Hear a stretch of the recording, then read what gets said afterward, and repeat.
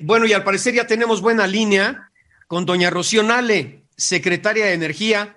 Secretaria, siempre es un gusto platicar con usted y gracias por recibir la llamada.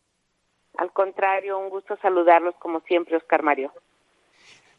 Señora secretaria, bueno, pues ¿quién mejor que usted para responder a lo que hoy destaca tanto la prensa? Las autoridades de Estados Unidos se han quejado de la política energética, dicen que privilegia a la Comisión Federal de Electricidad y Pemex, solicitará consultas sobre solución de disputas con nuestro país en virtud del acuerdo comercial TEMEC sobre lo que considera políticas energéticas mexicanas discriminatorias y de provocar una competencia desleal. Dicen, se están aplicando medidas legales y regulatorias mexicanas que afectan a empresas norteamericanas en el sector de gas, electricidad y petrolíferos. ¿Quién mejor que usted, señora secretaria? Y la escuchamos con gusto, ¿eh?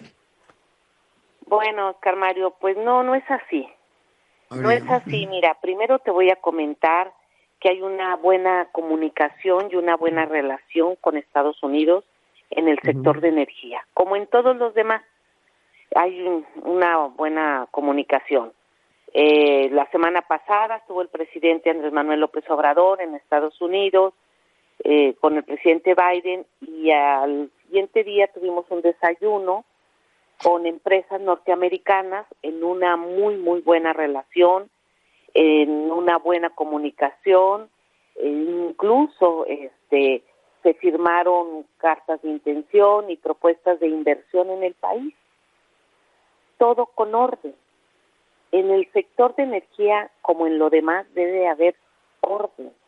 Orden en gas, orden en electricidad, orden en combustibles. Aparte, que es necesario señalar que en el TECMEC el capítulo de energía quedó reservado por petición de México. México dijo, energía no se mete en el TECMEC. O sea, hay varios puntos. Por eso, pues, con el respeto que merecen las notas y los señalamientos, pues no es así, hay buena relación. Y Estados Unidos puede decir, oye, ¿qué está pasando? Hay esta empresa que quiere invertir y uno se le dice si entra o no entra dentro de la planeación del sector energético. Y les voy a comentar para que más o menos tengan una idea la gente que nos escucha. Por ejemplo, en electricidad. En electricidad, la red nacional de transmisión que tenemos en México nos demanda 50,000 megawatts como máximo. La CRE, la Comisión Reguladora de Energía, ha dado permiso por 132,000 megawatts. O sea, más del doble de lo que requerimos. Entonces le corresponde a CENACE, a la Secretaría de Energía, tener esta planificación. No podemos abrir sin un ordenamiento y sin ton y son estar entregando permisos. Ahí viene el orden, y esto lo hace México y todos los países del mundo. En gas, también.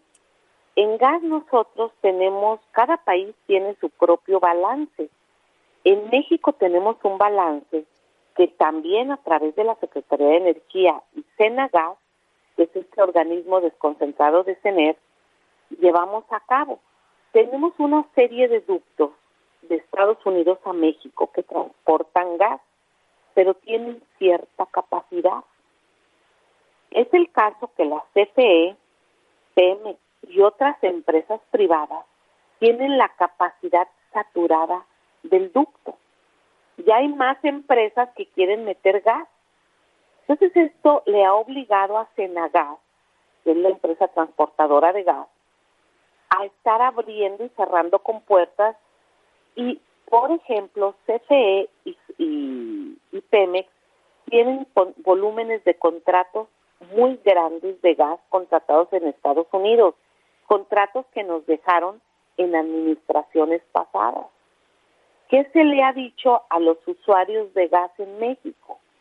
Oigan, nos reunimos, los cité a todos los cité en la Secretaría de Energía en sede en Villahermosa, les platicamos, les dijimos, tenemos este problema, todos ustedes son usuarios de gas, todos ustedes importan gas y no caben en el ducto todos, y todos exigen y todos piden poder tener acceso al transporte.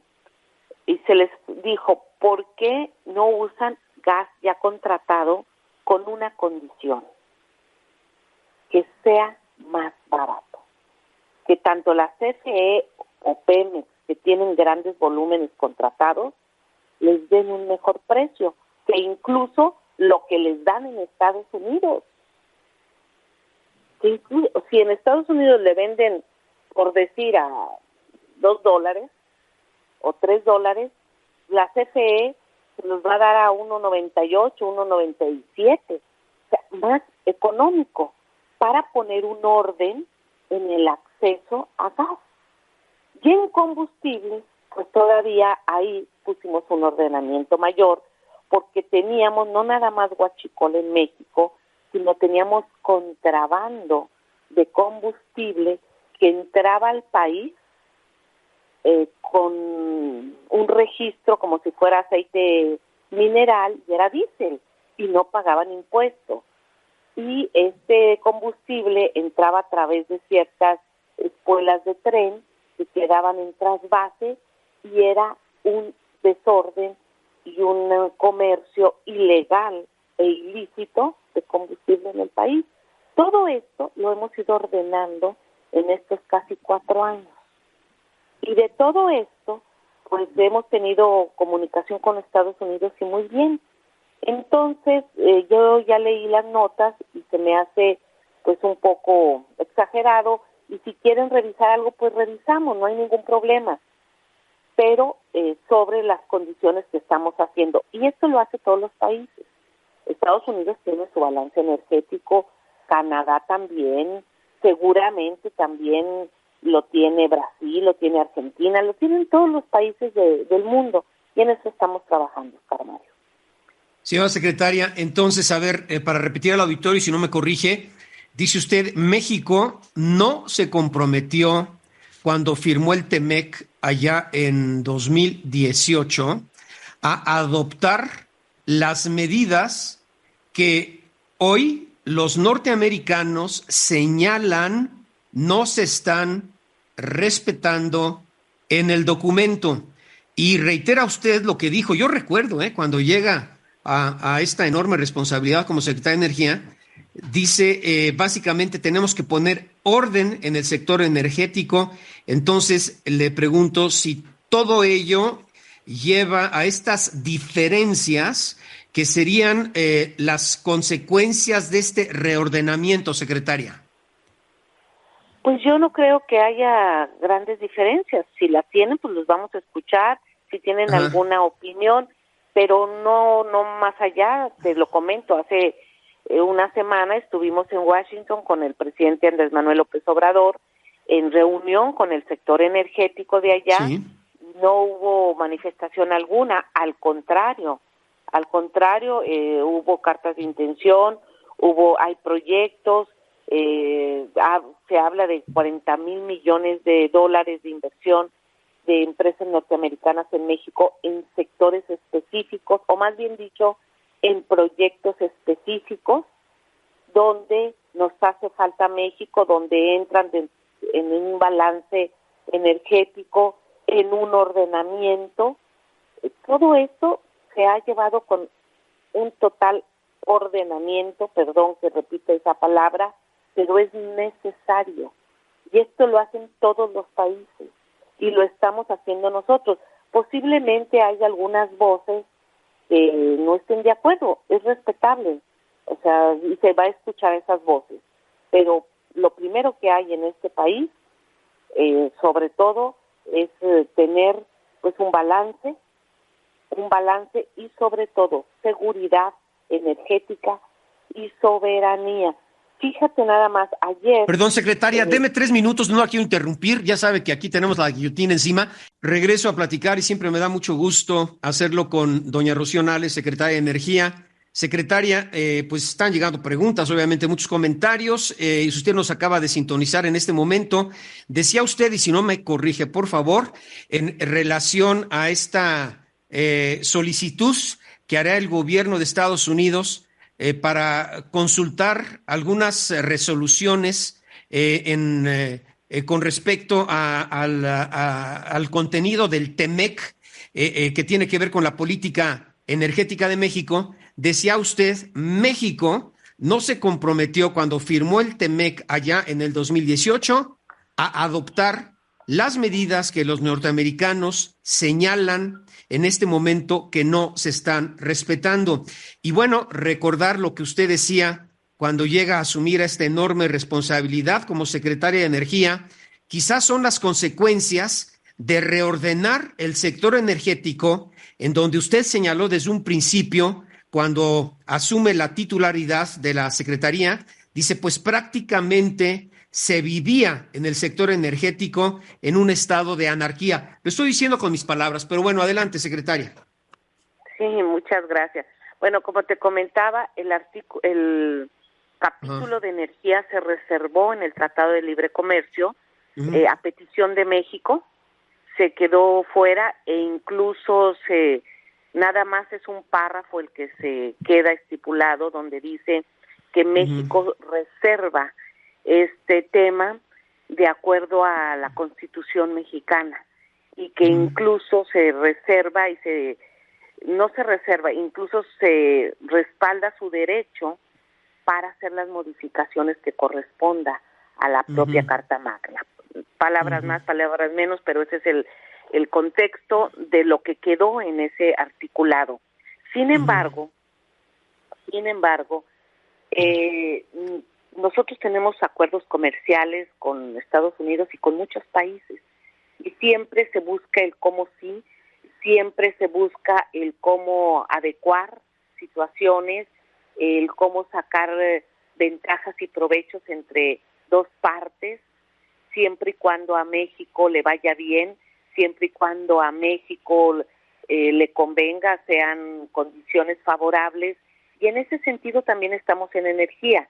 Nada más que efectivamente, como tú bien lo recuerdas, cuando llegamos había un estado de anarquía, se abrió en una forma desordenada, irregular el sector, y nos ha llevado 4 años hacer el ordenamiento, y ya estamos, prácticamente ya estamos en gas, en electricidad, en combustibles principalmente, ya tenemos un orden, ya hay un camino, tenemos 2 empresas muy, muy importantes que es Pemex y CFE, y te comentaba antes del corte que precisamente ayer el Economista saca una gráfica muy interesante, yo la subí a mis redes, pero esto ya lo había publicado la semana pasada. La OCDE, que son 38 países, creo, saca cada mes un porcentaje de la inflación en el sector energético de todos los países. México es el país con menos porcentaje en el aumento de inflación en el sector energético de todos los países de la OCDE. ¿Por qué? Primero, por las políticas aplicadas por este gobierno, coordinadas con el presidente Andrés Manuel López Obrador, políticas que México ha tenido que implementar en esta crisis energética mundial. Hay una crisis energética mundial. Todos los países traen una crisis muy alta, inflación muy alta, y en México hemos podido frenarla o sostenerla con niveles muy bajos, porque, por ejemplo, en combustibles, el presidente dijo, a ver, vamos a eliminar el IEPS, que sirva como amortiguamiento de la inflación y del precio de la gasolina.